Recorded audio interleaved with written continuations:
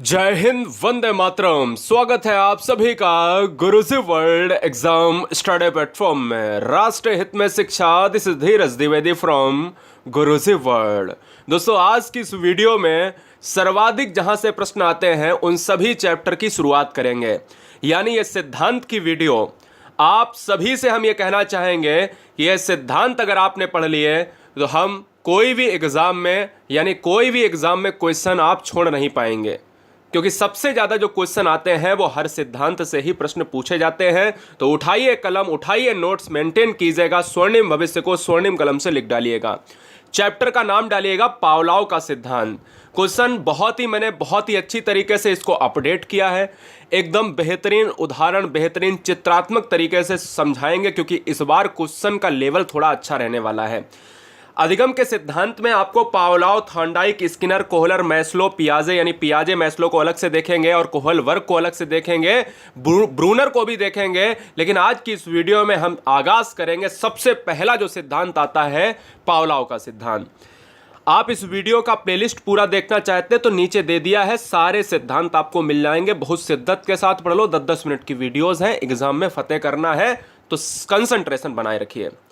Chapter का नाम डालिएगा पावलोव का सिद्धांत और ऊपर डालिएगा व्यवहारवाद के अनुसार अधिगम के सिद्धांत में अनुकूलित अनुक्रिया का सिद्धांत। बेटा याद रखिएगा कि अनुकूलित अनुक्रिया का सिद्धांत ही पावलोव का सिद्धांत है। क्वेश्चन यहां से नहीं पूछता, क्वेश्चन यहां से पूछ लेता है। तो जो थोड़ा सा अपडेट मैंने इस चीज को किया है, ये जानिएगा कि एग्जाम में पिछली बार अच्छे क्वेश्चन आए थे, इस बार और अच्छे क्वेश्चन आएंगे। अगर आपको शिक्षक शिक्षिका बनना है तो ईमानदारी से निःशुल्क कोर्स सारे सब्जेक्ट का प्राप्त करने के लिए सब्सक्राइब कर लें। पर्यावरण भी स्टार्ट करने वाले हैं या हो चुका होगा, अगर आप एग्जाम के पहले देख रहे हो। सारी प्लेलिस्ट को अपडेट, गणित, पर्यावरण, आपका सीडीपी लेवल, हिंदी का पेडागोजी सेक्शन, सब कुछ। अब देखिएगा यहां पर आपको डाल लेना है, जैसा जैसा मैंने लिखा है वैसा ही आपको देख लेना है, लिख लेना अपने नोट्स में। अनुकूलित अनुक्रिया का सिद्धांत, इसी सिद्धांत को कहा जाता है पावलोव के सिद्धांत को कहा जाता है। इस सिद्धांत को दिया किसने है? मिस्टर पावलोव ने दिया है। प्रतिपादक कौन है? पावलोव है। 1904 में दिया है, जो रसिया के एक साइकोलॉजिस्ट हैं। ध्यान दीजिएगा। अब क्वेश्चन में आ जाता है कि भाई मनोवैज्ञानिक ऑप्शन में नहीं है, कि भाई क्वेश्चन में आ जाता है कि पावलोव कौन थे। पावलोव एक शरीर शास्त्री थे। अगर ये वाला ऑप्शन आता है तो सबसे बेस्ट ऑप्शन जाएगा कि पावलोव कौन थे। पावलोव रूस के एक शरीर शास्त्री थे जिन्होंने कुत्ते की लार ग्रंथियों पर प्रयोग किया। क्वेश्चन आ जाता है, हर बार पूछा गया है कि पावलोव साहब ने किस पर प्रयोग किया? कुत्ते पर प्रयोग किया। अब क्वेश्चन में ये आ सकता है कि कुत्ते पर प्रयोग तो किया है, लेकिन उसका जरिया क्या था? यानी पावलोव ने कुत्ते पर प्रयोग किस माध्यम से किया? पावलोव ने कुत्ते की लार ग्रंथियों पर प्रयोग किया। ये नोट कीजिएगा, ठीक है। चलिए अब देखिएगा, यहां पर आपको क्या देखना है पॉइंट में, अनुकूलित क्रिया यहां पर लिख लेना है, अनुकूलित अनुक्रिया। अनुकूलित अनुक्रिया का सिद्धांत जो पावलोव है, इनके बारे में थोड़ा परिचय आपको बता देते हैं। ऐसे ही पावलोव लिखिए और ऐसे ही आपको एरो लगा लेने हैं। पावलोव जो साहब हैं, ये रूसी वैज्ञानिक पावलोव थे। कॉन्सेप्ट क्लियर करा दिया अभी पहले ही। 1904 में नोबेल मिला, ये भी कॉन्सेप्ट क्लियर करा दिया। कुत्ते पर प्रयोग किया था, ये भी कॉन्सेप्ट क्लियर करा दिया। लार ग्रंथियों पर प्रयोग किया। कुत्ते की लार ग्रंथियों के अलावा अगर देखा जाए तो वो संबंधित है पाचन क्रिया। तो क्वेश्चन यहां से भी बना है, स्टार बना के यहां पर लिख लीजिएगा कि भैया पावलोव ने पाचन क्रिया पर शोध किया है। एक पॉइंट ये भी बनता है, अनुबंधन का जनक कहा जाता है किसे? क्वेश्चन में हर बार पूछा गया है, हर साल आता है कि अनुबंधन का जनक मनोविज्ञान में किसे कहा जाता है? पावलोव को कहा जाता है। नोट कीजिएगा। वीडियो लाइक जरूर कर लेना और टेलीग्राम पर सारा मैटर पाने के लिए टेलीग्राम की लिंक मैंने डिस्क्रिप्शन में दी है, इंस्टा की भी दी है, सब जगह से जो है आप जुड़ जाइएगा, ठीक है। लेकिन उससे पहले आपको वीडियो छोड़ दें, पहले वो कर ले, पहले वीडियो वॉच करो, ठीक है। उसके बाद अधूरा ज्ञान खतरनाक होता है। अब क्वेश्चन आ जाता है, यहां से ध्यान दीजिएगा, पावलोव सिद्धांत के नाम। अब ध्यान दीजिएगा, पावलोव सिद्धांत के जो नाम हैं वो कौन कौन से नाम हैं? अभी अभी हमने आपको बताया कि भाई अनुकूलित अनुक्रिया का सिद्धांत पावलोव ने दिया। अगर एग्जाम में आ जाए अनुकूलित अनुक्रिया का सिद्धांत किसने दिया, आप तुरंत खट से मार दोगे। लेकिन अगर क्वेश्चन में आ जाए कि शास्त्रीय अनुबंधन का सिद्धांत किसने दिया है, तो ये भी क्या है? पावलोव ने दिया है। अनुबंधन का सिद्धांत किसने दिया है? पावलोव ने दिया है, इसीलिए अनुबंधन का जनक कहा जाता है। अनुकूलन का सिद्धांत पावलोव ने दिया है। क्लासिकल थ्योरी बहुत बार एग्जाम में आया, क्लासिकल थ्योरी का सिद्धांत किसने दिया है? पावलोव ने दिया। ये एक ही सिद्धांत है, इनके अलग अलग नाम है, सोनू, मोनू, चिंटू, पिंटू, है ना। तो इस तरीके से नाम है, सिद्धांत एक है, सिद्धांत के नाम बहुत सारे हैं। अधिगम का प्राचीन सिद्धांत या परंपरागत सिद्धांत किसने दिया है? मिस्टर पावलोव ने दिया है। अधिगम का परंपरागत सिद्धांत अलग से देख लो तो भी पावलोव, और ये सबसे इंपॉर्टेंट है, चिर सम्मक सिद्धांत किसने मनोविज्ञान में सिद्धांत दिया है? ये पावलोव ने दिया है। ये नोट कीजिएगा, बहुत बढ़िया, ठीक है, बहुत सुंदर, बहुत जबरदस्त। तो ये हमें लगता है कि आपने वीडियो को रोककर अपने पावलोव सिद्धांत के जो उपनाम है वो नोट किए होंगे। अब आपको बहुत अच्छी तरीके से हम चीज़ों को बताने की कोशिश करते हैं यहाँ पर एक चित्र के साथ, ठीक है। सबसे पहले अनुबंधन की बात कर लेते हैं। जो अनुबंधन शब्द यूज हुआ है, हमने बार बार अनुबंधन शब्द को यूज किया है कि भाई अनुबंधन सिद्धांत, हमने बार बार कहा कि अनुबंधन के जनक, ये अनुबंधन क्या है, ये क्वेश्चन एग्जाम में भी पूछा गया है पेडागोजिकल सेक्शन में। अब देखिएगा, अनुबंधन से आशय क्या है कि पुनरावृत्ति के आधार पर निर्मित क्रिया अनुबंधन कहलाती है। पावलोव को अनुबंधन का जनक माना जाता है, ये तो सब पता है। अब आप कहोगे ये सर नहीं समझ में आया, बिल्कुल सही बात है। पुनरावृत्ति का मतलब होता है बार बार अभ्यास करने पर। मान लो किसी बच्चे को ABCD नहीं आती है, ABCD नहीं आती है, और ABCD ना आने पर उसकी माँ या उसका टीचर उसे पढ़ाता है या पढ़ाती है। थोड़े दिन बाद क्या होता है कि ABCD उसे आने लगती है।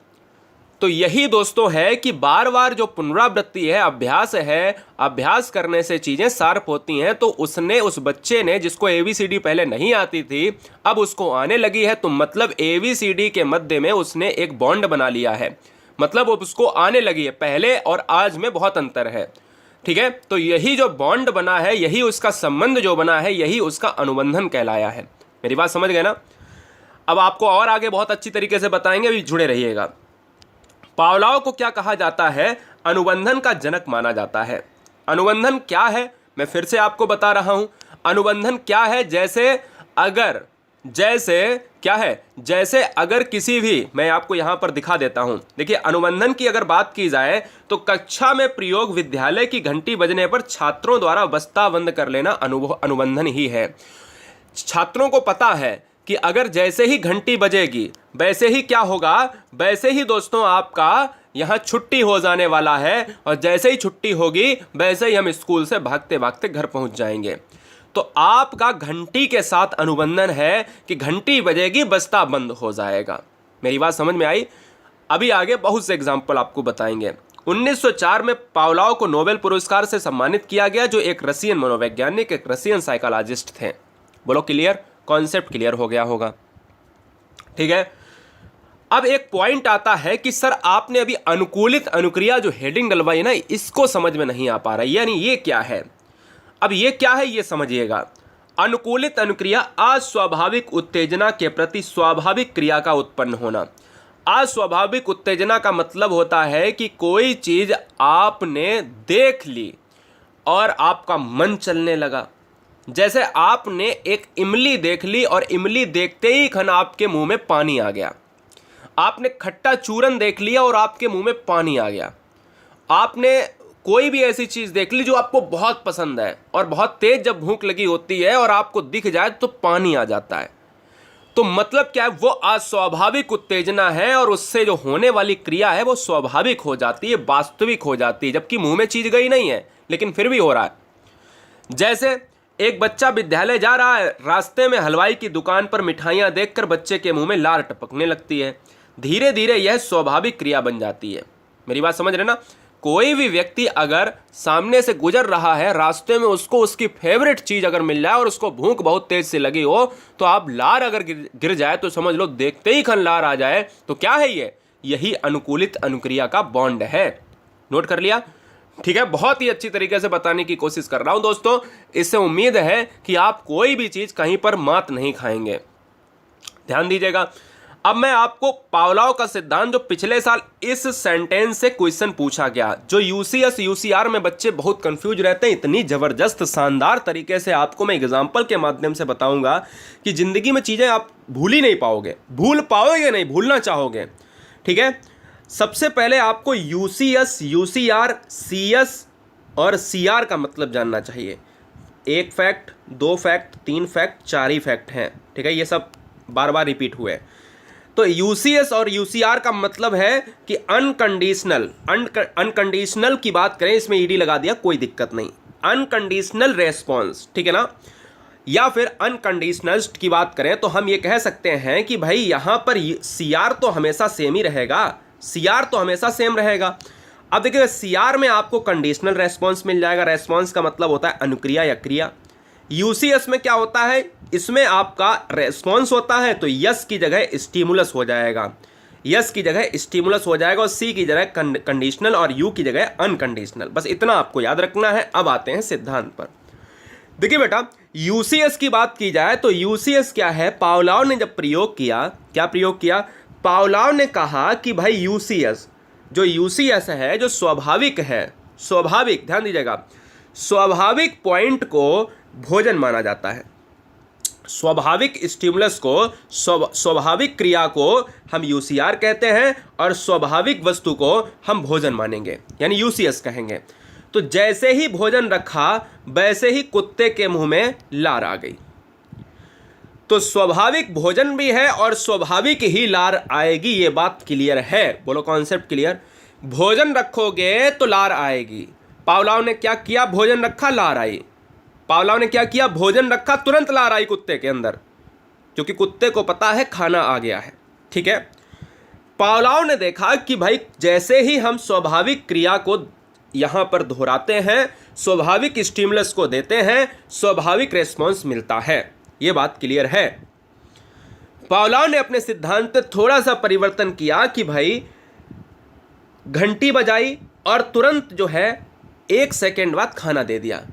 सुनिएगा, पहले भोजन दिया, तुरंत कुत्ते के मुख में लार आ गई, बात खत्म।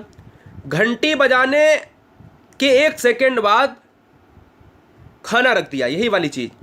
घंटी बजाई, भोजन दिया, फिर भी लार आई, तो मतलब है वो भी स्वाभाविक क्रिया। घंटी बजाई, खाना रखा, फिर भी लार आई, तो मतलब कुत्ते को पता चल गया है कि घंटी बजाने से खाना मिलेगा। और दोस्तों याद रखिए, थोड़ा सा परिवर्तन किया पावलोव साहब ने कि अब केवल घंटी बजाई और कुत्ते ने लार डालना स्टार्ट किया, तो मतलब वहां पर अस्वाभाविक वस्तु के साथ अस्वाभाविक क्रिया भी होगी, ठीक है ना। क्योंकि घंटी एग्जाम में पूछा जाता है कि क्या है, घंटी एक अस्वाभाविक पॉइंट है, घंटी अस्वाभाविक पॉइंट है, भोजन स्वाभाविक पॉइंट है। अस्वाभाविक के साथ अस्वाभाविक, स्वाभाविक के साथ स्वाभाविक क्रिया, ये चीज दिमाग में बैठा लीजिएगा।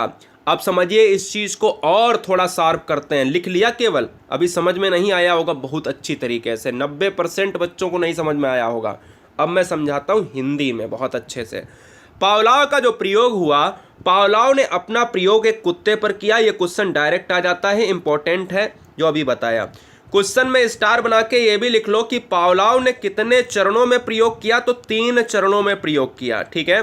3 चरणों में प्रयोग किया, उन्होंने 3 चरणों में प्रयोग किया। तो चलिए हम पहले चरण को देखते हैं जो अभी हम सीख के आए हैं। यही है दोस्तों, पहला चरण ये है, दूसरा चरण ये है, तीसरा चरण ये है। ये इंग्लिश में सीखा आपने, अब आइए हिंदी में सीखते हैं। पहला चरण, भोजन रखा, लार आई। भोजन को स्वाभाविक उत्तेजक और स्वाभाविक अनुक्रिया लार को माना गया। स्वाभाविक उत्तेजक के साथ स्वाभाविक क्रिया ही होगी, ऐसा पावलोव कहते हैं, ठीक है। स्वाभाविक के साथ स्वाभाविक क्रिया होगी, ऐसा पावलोव कहते हैं। स्वाभाविक क्रिया भोजन है और स्वाभाविक उत्तेजक भोजन है और स्वाभाविक क्रिया क्या है, यहां पर लार है, ठीक है। और एक बात क्लियर हो गई कि भोजन रखा लार आई, भोजन रखा लार आई, स्वाभाविक उत्तेजक के साथ स्वाभाविक क्रिया होगी। क्लियर बात है, कुत्ते को भी पता है। दूसरे में क्या हुआ, मैंने कहा घंटी बजाई, तुरंत 1 सेकेंड बाद भोजन रख दिया और फिर भी कुत्ते के अंदर लार आई।